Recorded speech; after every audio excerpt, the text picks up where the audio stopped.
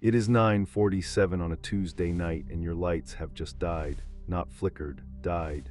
And in a hospital across town, a nurse named Elena has exactly 60 minutes to make the hardest decision of her life. 10 seconds of black, then the hospital's diesel generators catch, the corridor lights stutter back, and 400 machines resume their beeping. Outside the window, nothing comes back at all. You are in this story too. Everything Elena watches from the 7th floor over the next hour, you would be living at street level.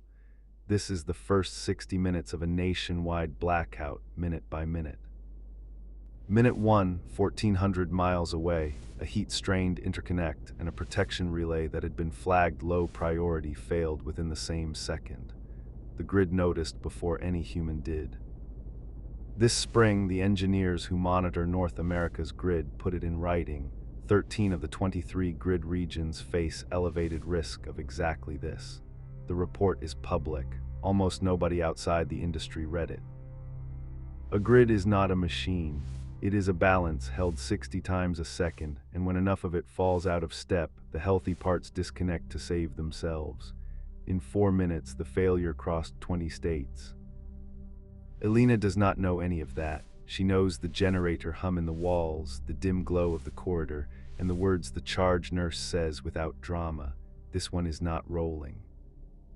Minutes 0 through 5, in every home in the city, the same scene. People stand still, look at the ceiling, and wait. The brain's first answer to a blackout is that it will fix itself. It usually does. That is the trap. Across the metro, thousands of people were between floors when it hit. Modern elevators settle to the nearest landing and open. Hundreds of elevators in this city are not modern. On the 7th floor, the generator carries the ventilators and one plug in 3.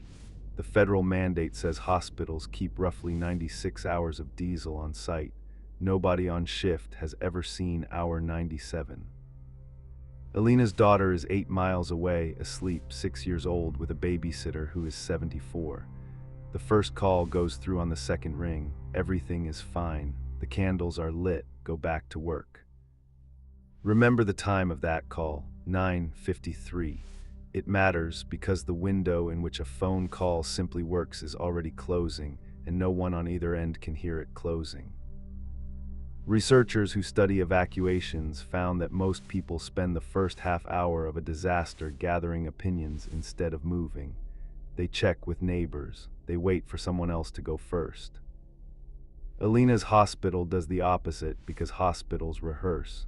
Within 10 minutes there is a command post, a fuel count, and a list of who stays. Your street has no charge nurse. So put yourself at minute 10 at home. The correct move is embarrassing in its smallness. Fill the bathtub. The water tower on your street holds about 6 hours of pressure, and after that, what is in your pipes is all there is. 6 hours sounds like a lot until you learn that almost nobody does it in hour 1, and everybody tries in hour 7. Minute 14, on the ward, Elena moves bed to bed, checking the patients whose outlets went dark. An oxygen concentrator on battery, an IV pump blinking on reserve. Between beds, she does the math every parent does in an emergency. 8 miles, her car is in the shop. The buses are done for the night, walking pace with a fast stride about 2.5 hours. And against that math, the other column, 4 patients on her hallway who cannot walk anywhere, and a schedule that says her relief arrives at 7 in the morning, if the relief arrives.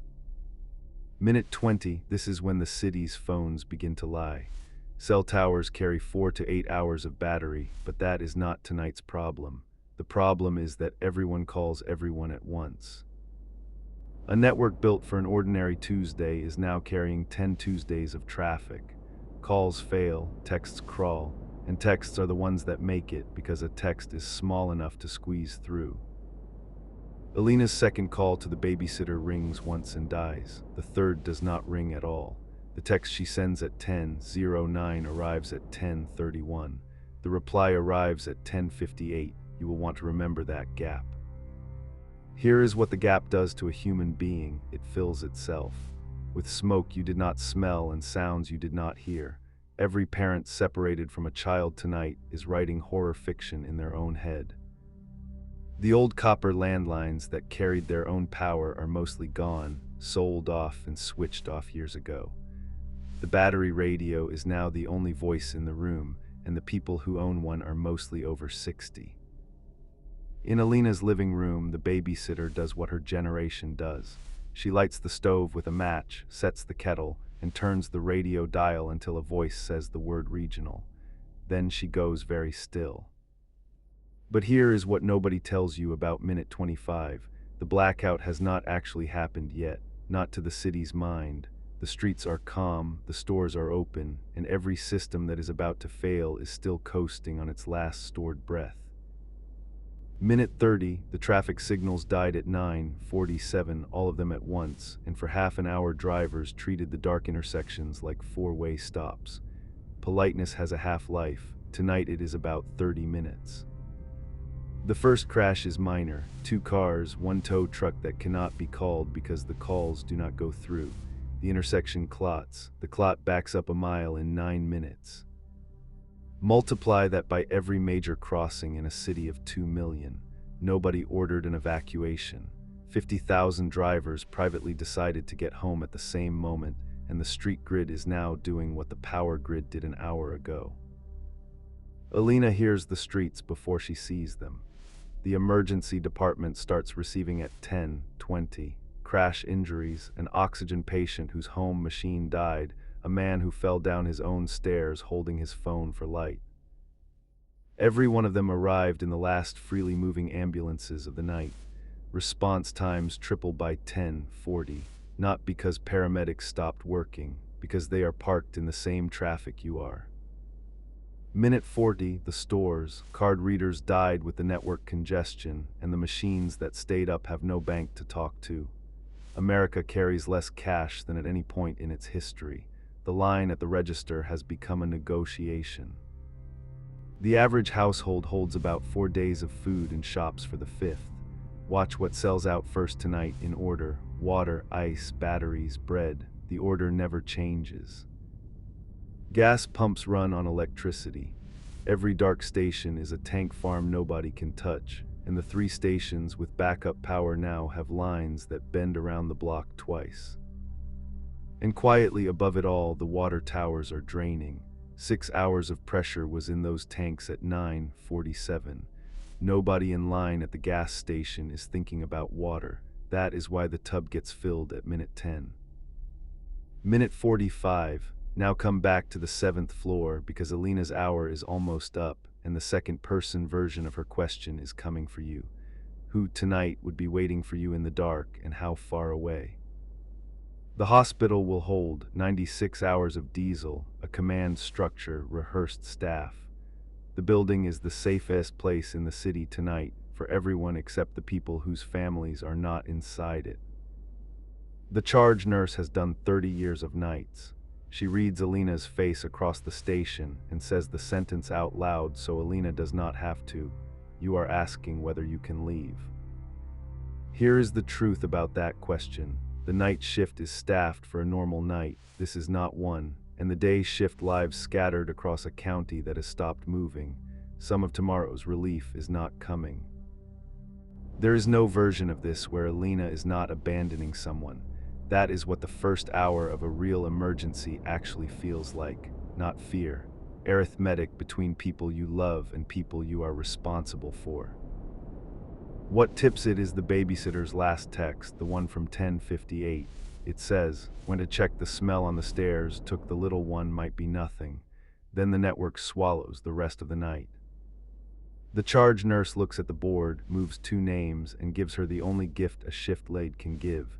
Go now while the streets are still just slow. In 2 hours they will be something else. Sign out and walk fast. Minute 52. Elena trades her clogs for the sneakers in her locker, pockets 2 water bottles and a light stick, and leaves through the ambulance bay into a city with no edges. That is her minute 52. Here is yours. It is the last easy exit of the night. Whatever move you have been postponing since 9:47, the window for doing it calmly closes at the end of this hour.